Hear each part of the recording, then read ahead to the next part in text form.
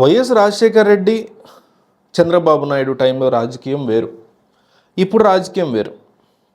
వీళ్ళంతా కూడా వీళ్ళిద్దరూ జగన్మోహన్ రెడ్డి, చంద్రబాబు ఇప్పుడు ఎట్లా అయిపోయారంటే, మరి అప్పుడు ఉంటే జగన్ ఎట్లా ఉండేవారో తెలియదు కానీ, అప్పుడు జగన్ ఉంటే చంద్రబాబు ఎట్లా ఉండేవారో మనకు తెలియదు కానీ, వీళ్ళ రాజకీయాలు ఇప్పుడు పూర్తిగా కంచుకోటల్ని బద్దలు కొట్టడం మీద పడ్డారు.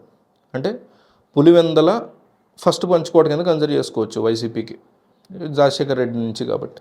కుప్పం అనేది టీడీపీకి మొదటి కంచుకోట కింద లెక్కేసుకోవచ్చు, తర్వాత హిందూపూరు అట్లా.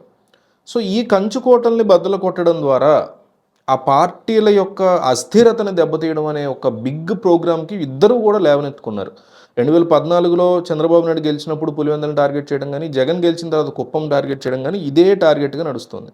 ఓ పక్క జగన్మోహన్ రెడ్డి కూడా మంగళగిరిలో ఎట్టి పరిస్థితుల్లో లోకేష్ గెలవకూడదని, పవన్ కళ్యాణ్ కూడా పిఠాపురంలో గెలవకూడదని ఆయన కష్టం ఆయన పడుతూ ఉంటారు.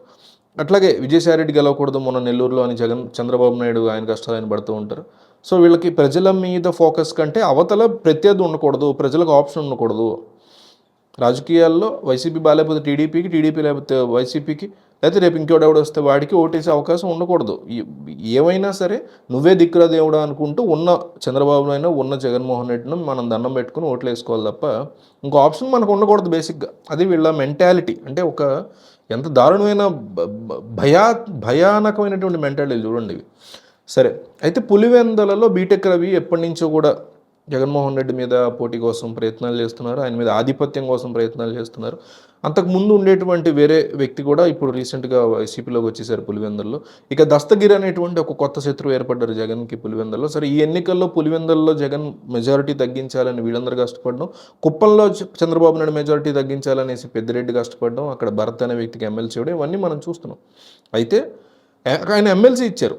ఎమ్మెల్సీ ఇవ్వటం ద్వారా ప్రజలు ఎక్కువ తిరగడానికి, వైసీపీ క్యాడర్తో అనుబంధంగా ఉండడానికి, ఆయన కూడా నమ్మకంగా జగన్ నాకేదో చేస్తారనే ఉద్దేశంతో అక్కడ భరత్ చంద్రబాబు మీద పోరాటం కోసం ఉంటారని జగన్ ఇస్తే, ఈసారి పులివెందుల్లో ఆబ్వియస్లీ బీటెక్ రవి గెలవరు కాబట్టి ఈసారి పులివెందుల్లో ఓడిపోయే బీటెక్ రవిని ఎమ్మెల్సీగా చేసి మంత్రి పదవి ఇవ్వడానికి అధికారంలోకి వస్తే కనుక చంద్రబాబు ప్లాన్ చేస్తున్నట్టుగా ఒక స్ట్రాంగ్ ఇన్ఫర్మేషన్ ఉంది మనకి.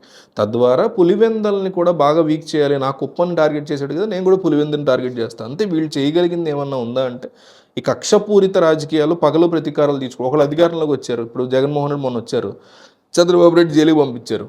16 నెలలు జైల్లో ఉన్నావు నువ్వు అని ఇన్నాళ్ళు జగన్ అన్నందుకు కానీ ఆయనకి రివెంజ్. ఇప్పుడు ఈయన అధికారంలోకి వచ్చాడు అనుకోండి, నన్ను నువ్వు స్కామ్లో రాజమండ్రి జైల్లో వేస్తావా ఇన్ని నెలల పాటు, ఇప్పుడు నేను నిన్ను అరెస్ట్ చేస్తాను. ఎందుకంటే అవకాశాలు వీళ్ళకి ఎక్కువ ఉంటాయి, వీళ్ళే క్రియేట్ చేసుకుంటారు. చంద్రబాబు అధికారంలో ఉన్నప్పుడు ఓ స్కామ్ చేస్తారు, జగన్ అధికారంలో ఉన్నప్పుడు ఓ స్కామ్ చేస్తారు అలెజెడ్లీ. సో ఈ రకంగా వాళ్ళే అవకాశం ఇస్తారు అవతల వాళ్ళకి. సో అందువల్ల వీళ్ళకి అధికారం ముఖ్యం, అవతల వాళ్ళ మీద పగ తీర్చుకోవడం ముఖ్యం తప్ప ఇంకోటి కాదు. సో బీటెక్ రవి కనుక ఆబ్వియస్లీ ఓడిపోతారు. టీడీపీ కనుక అధికారంలోకి వస్తే బీటెక్ రవిని ఎమ్మెల్సీగా చేసి మంత్రి పదవి ఇవ్వడానికి చంద్రబాబు నాయుడు ప్లాన్ చేస్తున్నట్టుగా స్ట్రాంగ్ వార్తలు వస్తున్నాయి. దీని గురించి మీకేమనిపిస్తుందో కామెంట్ చేయండి.